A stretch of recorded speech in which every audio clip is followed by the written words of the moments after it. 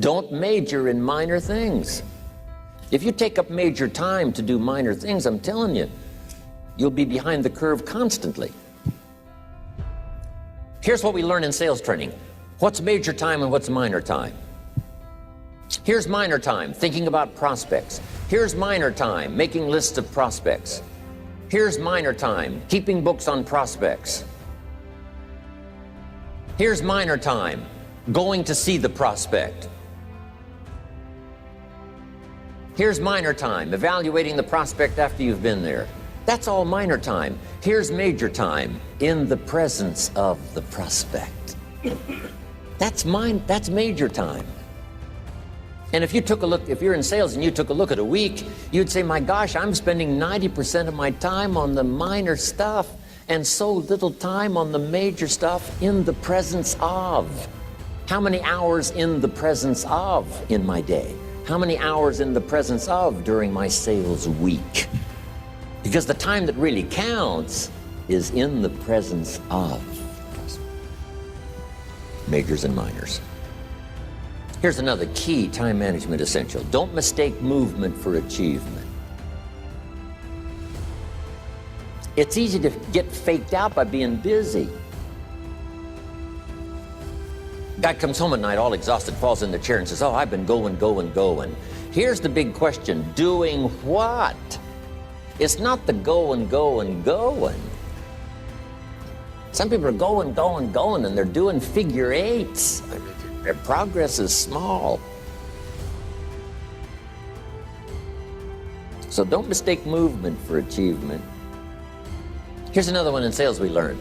Don't mistake courtesy for consent. If somebody's pleasant and they nod, you say, oh, they're going to buy. No, they're courteous. You can't mistake courtesy for consent.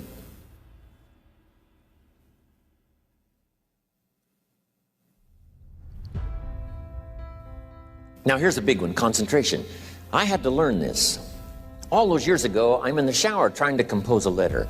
Found it turns out to be a strange letter. So here's what I learned to do. Save the work till you get to the office. Save the work till you get to the work. Don't try to get to the office on the way to work. On the way to work, enjoy the way. In the shower, enjoy the shower. Then go to work when you get to work. I found this to be helpful. Concentration. Here's another big one. Learn to say no. I'm telling you, in such a social society we have now, it's so easy to try to be a nice person, saying yes to everything. Find yourself overloaded. Now you got to call and make the, well, gosh, you know, all the time it takes to back out of something that you said yes to too quickly. Here's what might be better. I don't think so, but if that changes, I'll call you. Little things you can use not to overcommit yourself. My friend Ron Reynolds says, don't let your mouth overload your back. It's a good one. Now here's a big one on time management. When you work, work. When you play, play. Don't mix the two. Don't work at play. I used to take my family to the beach and I would bring my briefcase.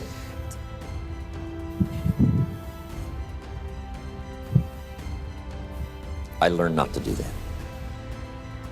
Or at the beach, I'm saying I should be at the office. I should be at the office. Now my family's upset because I'm at the beach and I'm thinking office. Now when I'm at the office, I'm thinking what?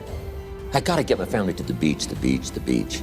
So things are not going too well at the office because I'm thinking beach, and things are not going too well at the beach because I'm thinking office. Here's what I learned to do. At the beach, be at the beach. At the office, be at the office. When you work, work. When you play, play. Don't mix the two.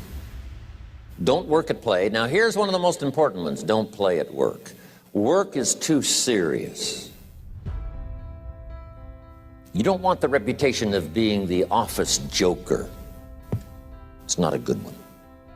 Yes, there's time for some pleasant stories. Yes, there's time for a little humor. Yes, best if it's a happy office, of course. But I'm telling you, you got to be serious about work because you're parting with a piece of your life for the work you do.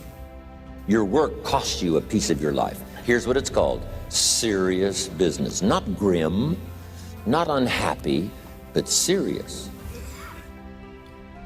Key. Don't play at work. The old expression, I don't think we use it anymore, horse around at the office. Play around, play jokes, play tricks. No place, not at the workplace. At the beach, yes. At the bar, yes. Somewhere else, not work. You've got to treat work with all due conservative passion, because it's leading you to your future. Here's another key phrase: all work is good. You may not like your job, but if it's the stepping stones to get you to where you want to go, you got to appreciate your job. You don't have to have a passion for your job. Here's the ultimate passion: a passion for incredible success in every department of my life. That's the passion. But don't look down on some menial job you have to do to finally get you to where you want to go. No job is menial. No job is every job is noble.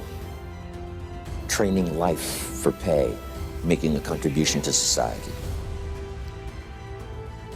Next, analyze how you are. And if you have some weaknesses, if you doesn't seem like you can change, here's the key: get it covered. I used to keep promising myself I'd keep the books, keep the books, keep the books. Finally, I gave that up. And back then, it only took me an extra $50, $60 a month for some accountant to keep the books. I said, no, I'm going to save the $50. You can't believe what I started losing in productivity because I tried to save the $50. So the key is, a lot of the time you can stay like you are, but just make sure you get it covered. Okay.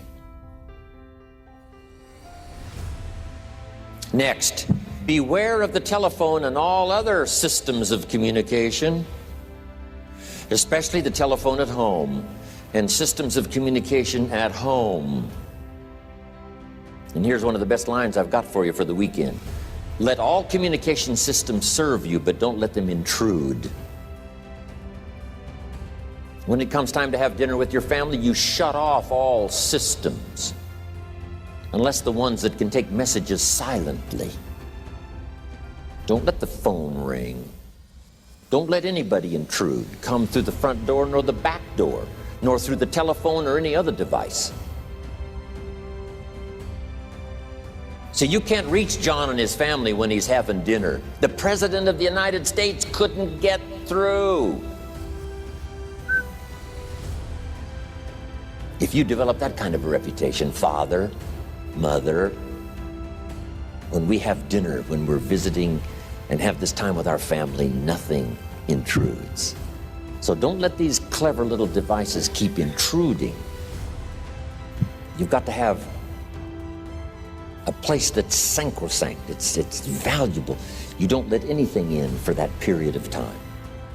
Okay. Isn't that good advice? Excellent advice.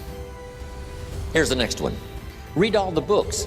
You know, I've only got a few notes here on time management, but if you've got some particular challenges, you run a big organization, a big corporation, you've got some challenges, there's plenty of books.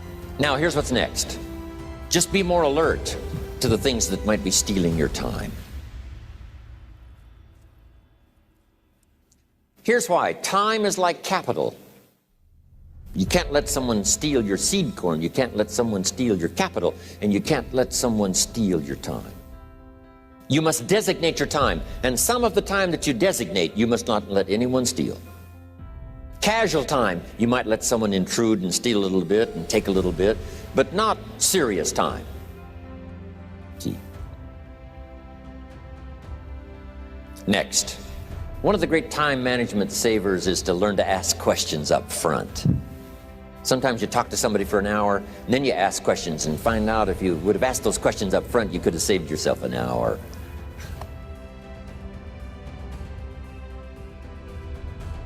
Asking questions up front helps you to get to the problem now. But if you just launch into some discourse, you might waste 30 minutes, waste an hour, when here's what you should have been talking about. After you finished an hour, you say, John, what's really the problem? He said, well, it's something personal. See, that's what you should have been talking about this whole hour. Key. Next, learn to think on paper. Now we're going to take a break. Some ways to think on paper. One, we've covered one. solving problems. Take it out of your head and put it on paper. Another one is setting goals. Making these lists we've already started. Here's another good way to think on paper. It's a projects book. Each person you're working with and each project you're working on, get a loose leaf binder and a tab and some pieces of paper behind the tab and do a little continual summary of how it's going between you and that person and between you and that project. I call it a projects book. It is so useful to me. But what's going on between you and this person? When you last got together, what did you talk about? And you got a few notes there. Here's what we talked about the last time we got together. Now when you get together again, you can review that so you'll know better what to talk about. When the president gets ready to travel and he's going to meet some important people, guess what they bring him? All these briefing books.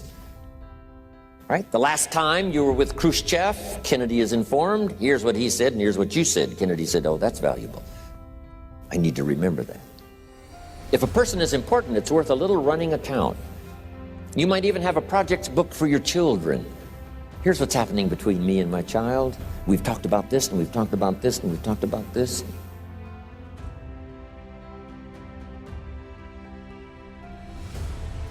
Next, a day timer.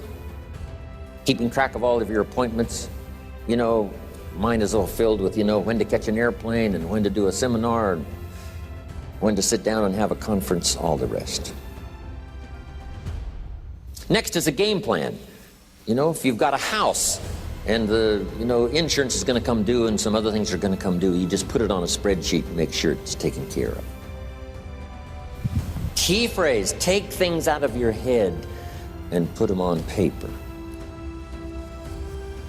And the key is to just experiment with different ways that helps you to do that. Now here's the last one, thinking on paper, and that's to keep a journal. One of the things I'm known for around the world, have been now for 39, 40 years, is keeping a journal. Now my journal is not it's not necessarily it's not like a diary. It might be part diary. I'm flying over Ireland and I write down a few little things that impress me. Today I met this person. Wow, what an extraordinary event. Today I conducted this seminar in Rome. 1,000 people stood up and sang for me. I've got a little bit of a diary in there.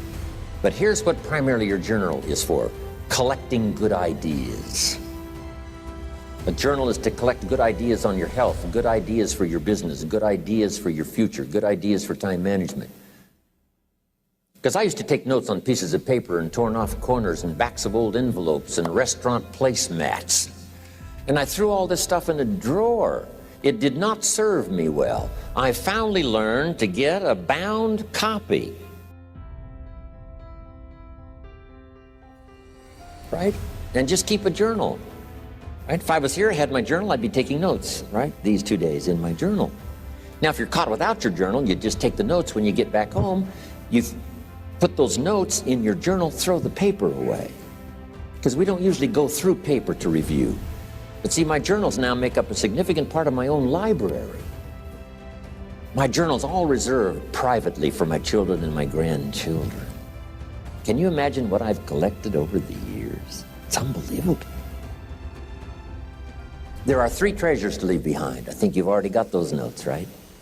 Here they are. Number 1, your pictures. Don't leave the event unrecorded. It takes only a fraction of a second to say, here's who I was with. When I travel the world, right? We take all these pictures, and here's one of the gifts. People send me the pictures they took of me and them. It's part of the treasures I have on the farm. Incredible. A picture's worth 1,000 words to describe the scene, the emotion, what happened. Say, wow, this was an extraordinary day for me when I met these people. Here's what they told me happened to them when they went to my seminar 10 years ago. Wow, the drama comes back if you've taken the pictures. It's one of the treasures to leave behind when you go. Remember the old photographs that we have now of, 100 years ago, 70, 80 years ago, just a few photographs? What would it be like if you had thousands of photographs of the past, of your history, your mother, your father, grandparents. So change all of that now for your children. Leave all your photographs as a record. Here's what's next to leave behind, and that's your library.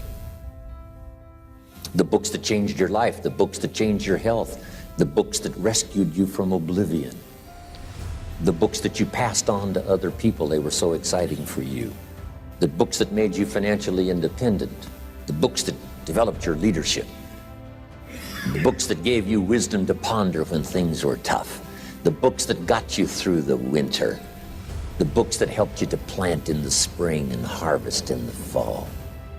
What a treasure to leave behind. If you do that, here's what's for sure. Your books will be more valuable than your furniture. Wow. Now, the third treasure to leave behind is your journals. The notes you took that helped you to live life as you lived it. Long after you're gone, a treasure that children, grandchildren, great-grandchildren will find so fascinating.